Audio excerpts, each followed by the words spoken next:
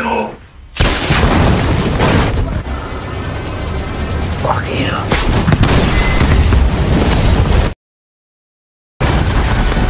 Torpedoes in the water! Ship ready! Solution ready! Weapon ready! 5 seconds, sir. Fire!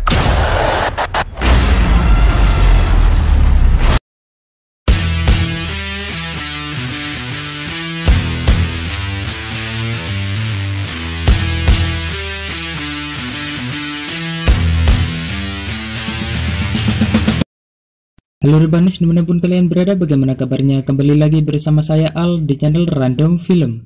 Kali ini saya akan membawakan sebuah alur cerita film yang berjudul Hunter Killer. Dirilis pada tahun 2018 dan berhasil mendapatkan rating sebesar 6,6 di IMDb. Yang mana film ini menceritakan perjalanan misi menggunakan kapal selam Amerika Serikat yang diberi nama Hunter Killer. Hunter Killer hanya memiliki satu misi, yaitu mencari dan menyelidiki kapal selam USS Tampa Bay di kedalaman Laut Barents di perairan Rusia. Di tengah misi tersebut, mereka menemukan sebuah kanal yang melibatkan kapal selam Rusia. Pada saat bersamaan, keadaan di Rusia sedang memanas setelah Menteri Pertahanan Rusia melakukan kudeta terhadap Presiden Rusia. Oke, sebelum masuk ke videonya, seperti biasa dengan hormat dan berat hati, saya meminta kalian untuk menekan tombol keramatnya. Wis, rasa kesuwen, langsung saja kita masuk ke alur ceritanya.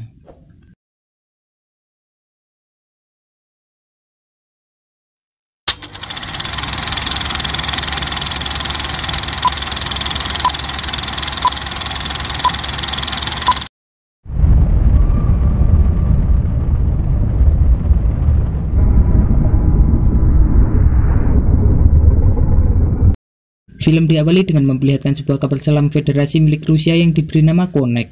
Kapal selam Rusia ini dibuntuti oleh kapal selam milik Amerika Serikat yang diberi nama USS Tampa Bay. Kapal selam Amerika Serikat ini sudah membuntuti kapal selam Rusia selama lebih dari 2 jam. Dan selama itu mereka tidak terdeteksi oleh kapal selam Rusia, dan faktanya bahwa kapal selam milik Amerika ini berjenis Hunter Killer, yang mana mereka sudah memiliki tingkatan level kemiliteran yang paling tinggi, sehingga musuh sangat sulit untuk mendeteksi kapal selam milik Amerika tersebut. Tidak lama kemudian terjadi sebuah ledakan di kapal selam milik Rusia. Tidak hanya itu, kapal selam milik Amerika Serikat juga dikejutkan dengan tembakan torpedo yang datangnya dari atas mereka.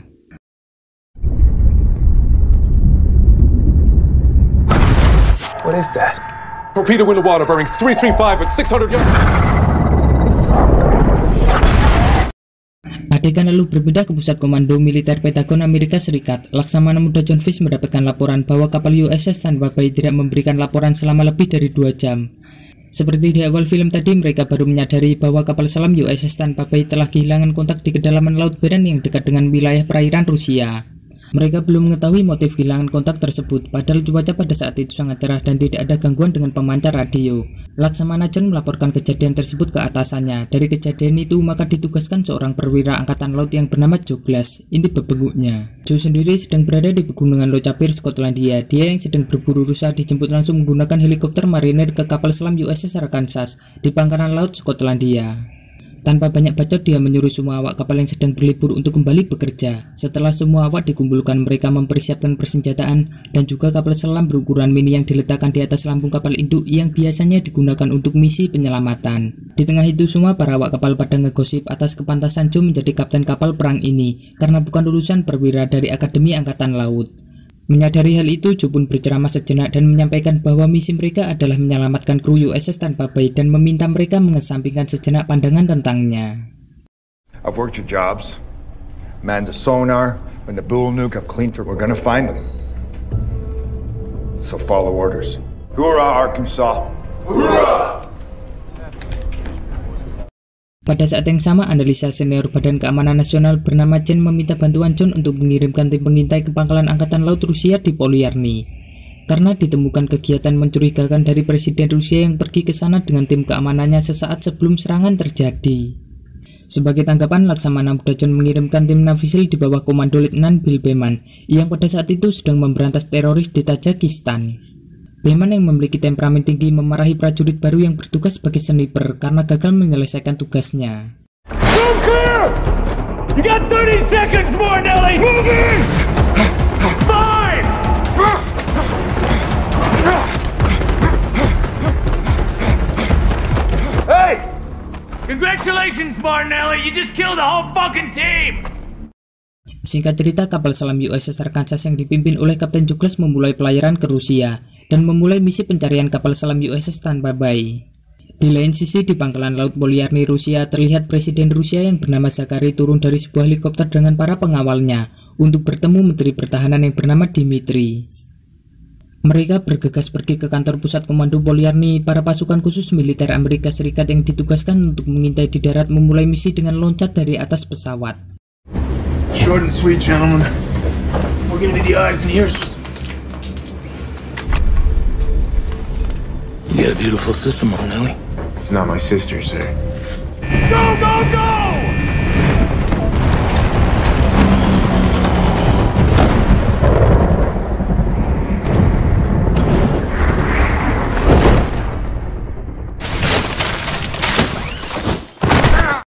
Adegan berbeda kembali pada kapal selam USS Arkansas yang baru saja tiba di wilayah perairan Rusia, di mana lokasi terakhir USS Tanpa Bay diketahui. Alat pemindai pun diluncurkan dan mereka menemukan bangkai kapal USS Tanpa Bay yang telah karam bersama seluruh awaknya. Selain itu, diketahui juga kalau kapal USS Tanpa Bay diserang dengan torpedo dari atas. Seketika Joe mengubah status USS Arkansas menjadi siap tempur dan mengabarkan temuannya ke Pentagon. Kemudian petugas sonar menemukan suara dari kapal Rusia lainnya, yaitu Volkov, yang bersembunyi di bawah gundukan es. Tanpa diduga, kapal selam Rusia itu menyerang USS Arkansas dengan meluncurkan 2 torpedo, namun bisa dihindari dengan alat pengalihan radar. Joe membalas dengan tembakan torpedo yang meleset karena lokasi Volkov yang tersembunyi, dan dengan cepat pemindai sonar menemukan Volkov dan menuntun torpedo ke arahnya hingga menghancurkan Volkov. Torpedoes in the water! They fired at us?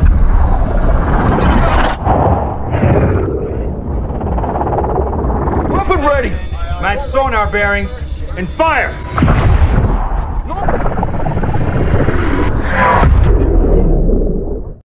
Tapi sialnya 2 torpedo Volkov masih aktif dan kembali mengejar mereka. Joe mampu menghindari torpedo itu dengan menjadikan kapal selam USS Tanpa Bay sebagai tameng, biarpun efek ledakannya tetap berasa. Captain, enemy torpedoes still active and closing. I tell you, pull up with everything. Captain! 30 feet! 25! 20 feet! Pull up zero bubble!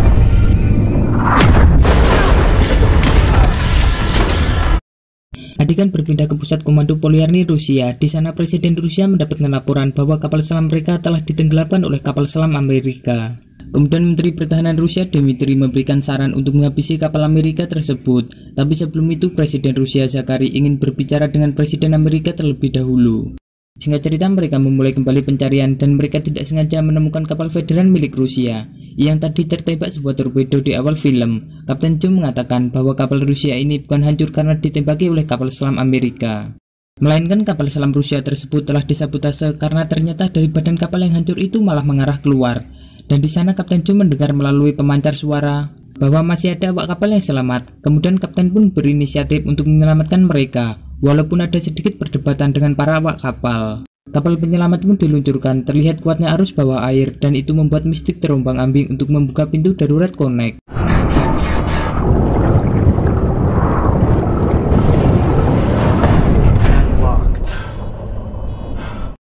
Terlihat di sana masih ada 3 kru kapal yang selamat, termasuk kapten kapal selam Connect itu sendiri. Until we hear something from above, these men are prisoners of war. Adegan berpindah ke pasukan khusus milik Amerika yang sedang menuju ke pangkalan militer Rusia. Mereka memulai misi dengan meluncurkan sebuah drone air yang akan melakukan pengintaian di sana, dan pengintaian itu disiarkan langsung ke markas Pentagon Amerika Serikat. Di saat Presiden Rusia akan menghubungi pemerintahan Amerika Serikat, ternyata semua saluran telepon sudah diblokir. Pada kondisi saat ini, Presiden Zakari pun mulai menyadari ada sesuatu yang aneh di sana, dan juga kapal angkatan laut mereka berlayar tanpa seizin Presiden. Dan ternyata itu semua adalah ulah Dmitri, sang Menteri Pertahanan yang memulai kudeta dengan membunuh pengawal dan menangkap Presiden. Bahkan Zakari disekap di sebuah ruangan. Hey buddy, you seen this? You'll be executed for this. No, Nikolai. It's a coup. I need to brief the president. Sekarang pemerintah Rusia berada di kendali Dmitri. Bisa disimpulkan bahwa sudah ada pemberontakan di sana. Amerika yang mengetahui kejadian tersebut langsung mengadakan rapat kilat dengan para petinggi dan juga Presiden Amerika Serikat.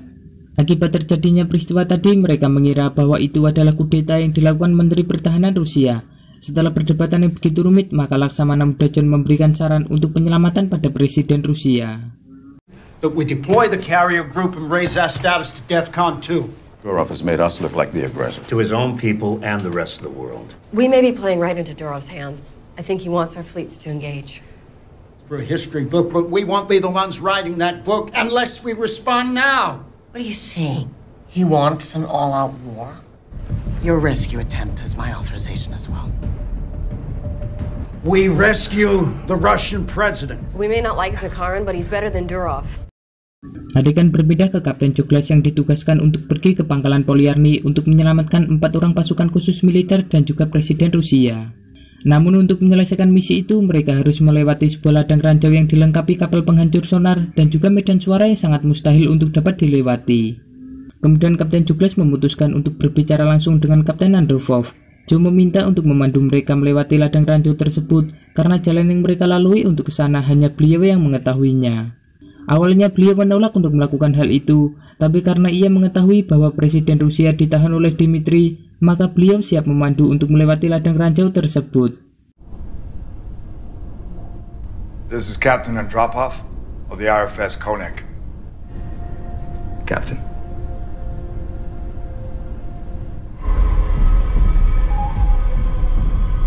Pilot, all ahead 1/3.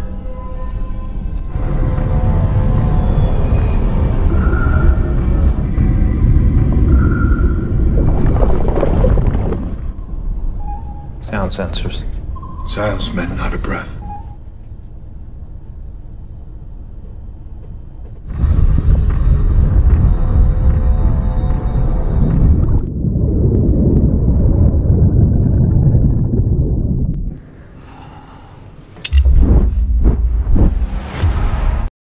Adegan berpindah kembali ke markas Polyarny. Dmitri yang menemukan sinyal dari pasukan Invisil yang sedang bersembunyi di atas menara. Dia langsung menyuruh pasukannya untuk pergi ke sana.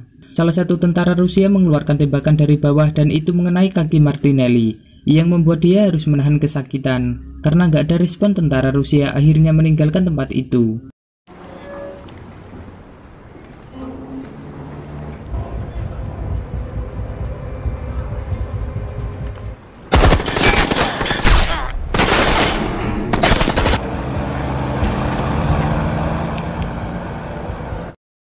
Sambil mengobati Martinelli, Beman memberitahu pasukannya tentang misi menyelamatkan Presiden Rusia.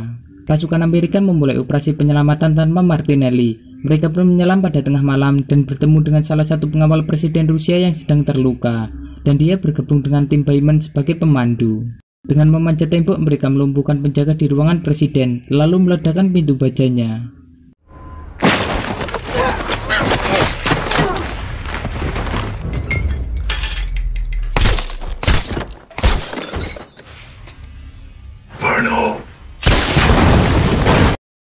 Suara ledakan mengundang pasukan Dmitri dan terjadi tembak-tembakan di sana. Pengawal presiden mengorbankan dirinya untuk menahan pasukan Dmitri sehingga presiden bisa kabur bersama pasukan Amerika.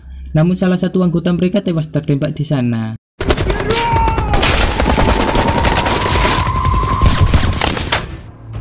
Clear! Follow me! Come on, follow me! Fuck you. Billy. We lost. Kapal penyelamat kembali dikerahkan untuk menjemput mereka yang sedang dikejar anak buah Dmitri. Di bawah jembatan menuju hutan, presiden terluka akibat serangan yang dilakukan pasukan Dmitri. Dalam keadaan terdesak, Martinelli membantu mereka dengan tembakan jarak jauhnya dari dalam hutan. Mereka melanjutkan dengan memberi tembakan Super 3 dan itu membuat kendaraan musuh hancur lebur.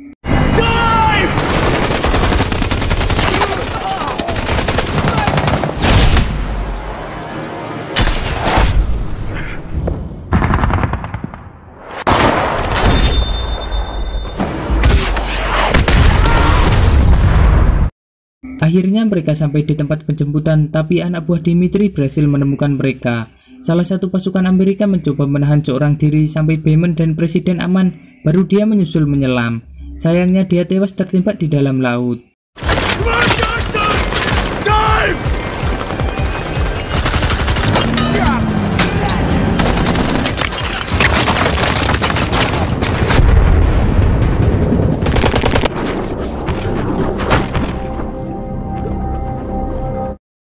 Setelah mengantar presiden ke Mystic, Bayman kembali lagi ke pantai berniat menjemput Martinelli. Seal the hatch, we gotta go, come on! You seal it. Mengetahui kabarnya presiden membuat Dimitri marah, dia langsung mengarahkan kapal penghancurnya di mana ia berhasil mendeteksi Mystic ketika sedang menyatu ke USS Arkansas. Lalu terjadi kebocoran di kapal Mystic akibat tekanan arus yang sangat kuat dan ditambah dengan beberapa batang roket yang meluncur ke arah mereka. Setelah presiden dan awak Mystic diselamatkan, Joe melepaskan Mystic untuk jadi umpan. Namun banyaknya roket yang meledak malah memberikan dampak besar bagi mereka.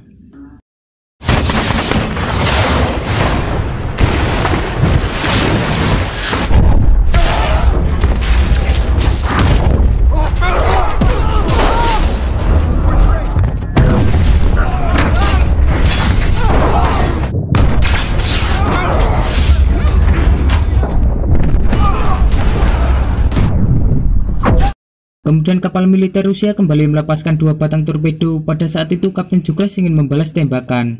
Namun ketika ia melihat Kapten Andropov yang sedikit terdiam, akhirnya Kapten Douglas pun tidak jadi membalas untuk melakukan tembakan itu. Kapten Douglas memilih untuk menghindari torpedo itu dengan menghantam dasar laut yang berlumpur. Hal itu mengakibatkan terbentuknya gundukan lumpur. Captain, is bottom soft? Yes, Kapitan. Mud. 5 feet! Impact! Adegan kembali berpindah ke Departemen Pertahanan Amerika Serikat. Mereka yang mengetahui hal itu dan mengira bahwa kapal selam Arkansas mengalami kecelakaan, Panglima militer kemudian marah kepada Laksamana John karena ini adalah idenya. Kalau semua negara sekutu tahu bahwa Amerika menculik presiden Rusia dan menganggap mereka membunuhnya, maka Perang Dunia Ketiga akan terjadi. Panglima pun memerintahkan armadanya untuk siap bertempur jika Perang Dunia Ketiga terjadi. Begitu juga dengan Rusia yang ikut-ikutan mempersiapkan seperangkat armadanya untuk bertempur. Adegan berbeda ke Martinelli yang sedang diburu tentara Rusia dan dalam keadaan terdesak dia diselamatkan oleh Bayman.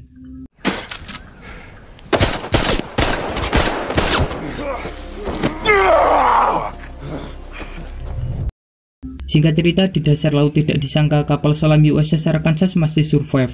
Biarpun mengalami kerusakan parah, para kru bekerja ekstra untuk menangani kebocoran dan kebakaran. Tapi musibah kembali menghampiri mereka. Kapal Rusia berhasil mendeteksi mereka, dan kabar buruk lainnya, semua ruang torpedo rusak sehingga mereka tidak memiliki senjata. Merasa buntu, Kapten Joe menyuruh Kapten Andropov melakukan komunikasi dengan para awak kapal Rusia yang merupakan murid-muridnya untuk menahan serangan. Would they be loyal to you? Of course. Show me. Semyon, hold your fire. Tiba-tiba kapal USS Arkansas nongol ke permukaan tepat di depan kapal Rusia. Hal itu juga diketahui Amerika Serikat. Ternyata kapten bebengu ini merupakan komplotannya Dimitri, dan dia memaksa awak kapal untuk menembak USS Arkansas, namun dia dicuekin. Lelelele. Tiba-tiba Pak Presiden Rusia bersuara melalui radio komunikasi dan mengabarkan keberadaannya di sana. Dimitri yang mengetahui hal itu menyiapkan senjata untuk menyerang kapal USS Arkansas. Amerika juga merespon dengan mengizinkan kapal USS Arkansas untuk membalas serangan dengan menggunakan senjata satu-satunya yang masih berfungsi. Kedua pihak sama-sama siap menembakkan misilnya ketika Dimitri memerintahkan pasukannya di pangkalan untuk menembakkan rudalnya ke kapal selam USS Arkansas. Joe malah menolak untuk mengambil tindakan, menyadari bahwa menembak kembali ke Rusia dapat memulai perang yang dia coba hentikan. Captain, Durov will fire on you. You ever had to make a call like this before, Captain? No. He'll be firing on you. Intercept window closed. Impact! Di akhir-akhir terlihat para awak kapal Rusia membangkang perintah dan menghancurkan rudal Dimitri dengan sistem senjata jarak dekat. Kemudian tanpa diduga mereka malah membuat perang dengan negaranya sendiri, yaitu dengan menghancurkan markas besar Angkatan Laut Dimitri dengan misil mereka. Keputusan berani Kapten Joe pada akhirnya membawa kedamaian. Apresiasi diberikan oleh semua pihak karena berhasil menghindari Perang Dunia Ketiga. How did you know? I didn't. Joe memparkirkan kapal USS Arkansas ke pangkalan Angkatan Laut Rusia untuk mengembalikan presiden dan juga Kapten Andropov ke negara mereka. Lalu mereka menjemput Bayman dan Martinelli. Kedua kapten itu saling bertukar pikiran bahwa kejadian gila yang baru saja mereka alami tidak bisa mereka ceritakan ke anak cucunya kelak. Kemudian Joe mengajak Bayman masuk ke dalam kapal selam. Hunter killer yang begitu ditakuti dunia kembali masuk ke dalam laut dan melakukan perjalanan kembali ke Amerika Serikat dengan pengawalan Angkatan Laut Rusia. Tamat.